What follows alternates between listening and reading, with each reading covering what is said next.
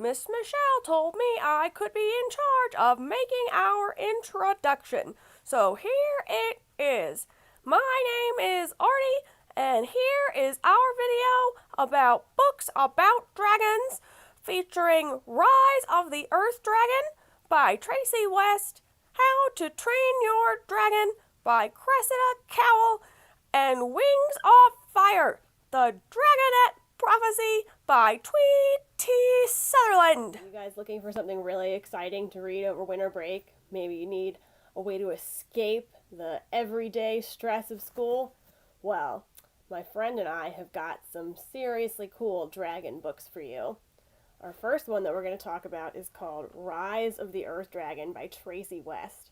And this book is all about a young boy named Drake who is taken away from his home and he's asked to become a dragon master. Well, our friend Drake doesn't even really believe in dragons, you guys. He's not too sure that they even exist.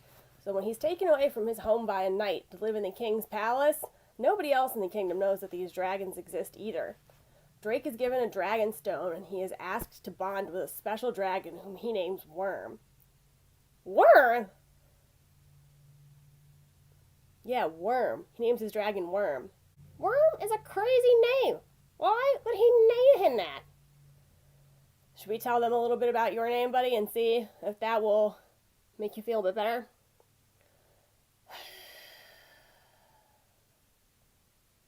I was named after the greatest king of England, Arthur Pendragon. I prefer Artie for short. Yeah, you do have a better name, Arthur. Aren't you so glad that I didn't name you Worm? Thank you. You're welcome. So, Worm is an earth dragon. That's why the book is called Rise of the Earth Dragon and not some other kind of a dragon. And there are a couple of different kinds of dragons underneath of the mountain where the king lives in the dungeons. So, our friend Drake has a few friends, and their dragons' names are Vulcan, Khepri, and Shu. And Vulcan is kind of a fire dragon. He can breathe fire. Oh, that would be so cool. I can't breathe fire. I know, but it does keep our house standing up a lot better, huh, buddy? Yeah, it does. So, we got a fire-breathing dragon, Shu is a water dragon, and Khepri can make rainbows, but it's not really clear to Drake what Worm's special power is. He and Worm are just kind of feeling like, oh man, we can't really do anything all that cool. So Drake has to really work on making sure that he can build a good friendship with Worm, just like how you guys build with your friends or your siblings or maybe even your dog, so that he can make sure that Worm is feeling safe and happy. That's nice. At least it seems like they like each other. Drake and Worm form a special bond, and we do find out that Worm has got some powers, but I think it's just like in every other book. What do we not give anyone? Tell them what we don't give them. Spoilers! Yep, we can't tell you guys what the very end of the book is going to be, but trust us when we say that Drake and Worm are on a special journey. And if you really like this book, just like all the other books in this book talk, is the first in a series. So if you think that Worm is a great, great dragon, then you guys can even read past and hear about his friends. This one is really geared for you first and second graders. Anyone would like it, but if you guys are looking for something cool to read, give Rise of the Earth Dragon by Tracy West a try. Michelle, what are you wearing? It's a Viking helmet. Already remember? We talked about this, about how our next dragon book is kind of similar to our last one, but it's Viking. So our next book that we were really excited about that Artie and I read is How to Train Your Dragon by Hiccup Horrendous Haddock III, as told to Cressida Cowell. So if any of you guys have seen the movie How to Train Your Dragon, this is the book that is where that movie came from. And in this book, our main character, Hiccup, needs to be able to bond with a dragon, kind of like how Drake did in our last book, but he needs to be able to make sure that that dragon listens to him so that they can pass initiation together. So Drake's dad, Stoic the Vast, is the chief of their tribe, which means that Hiccup is going to be able to become in charge of their tribe one day as well. But first, he and his dragon have to show that they're brave and honorable enough that they're going to be good enough Vikings. So he goes into this cave with all the other guys who were supposed to be initiated with him, poor Hiccup, and they're all supposed to get a dragon. I think a couple of them are a little bit nervous, and something goes wrong. where they're right at the end and everyone has to get out of the cave, and Hiccup kind of grabs a dragon right at the end and is just like, got one for me, got one for my friend, we're good. And he gets this dragon, and this dragon's name is Toothless. This is what Hiccup calls it. I can see you looking at me again. Already, what's your question? Toothless! What kind of a dragon has no teeth? Why are these dragons named something so crazy?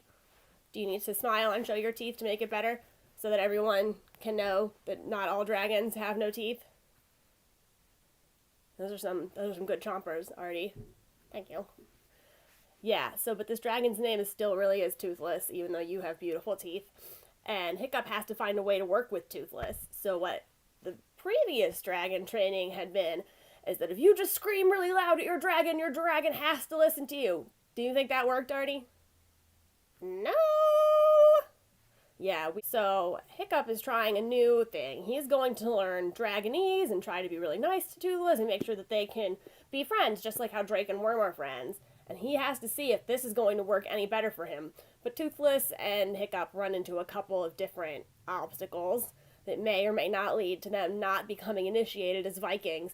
So the two of them together have to kind of figure out a way to work it out and to defeat something that is actually really kind of scary and might threaten their tribe even worse than an initiation. That'd be kind of terrible, huh? If we had to battle something. Yeah, it could be fun though, like in a book. It could be fun though, like in a book. Do you want to tell them how we read this book, Artie? Yeah, sure. So we listened to this book. We did. We listened to it on audiobook. So you guys can even get books on CD if you're not feeling like you want to read. Maybe you just want to like kind of sit down and color, but you want to still be hearing your story. Right. So we had Rise of the Earth Dragon ready for our first and second graders, and then our How to Train Your Dragon book would be a great one for our second through fourth graders. This one is for you guys who are older, elementary school, maybe fourth and fifth.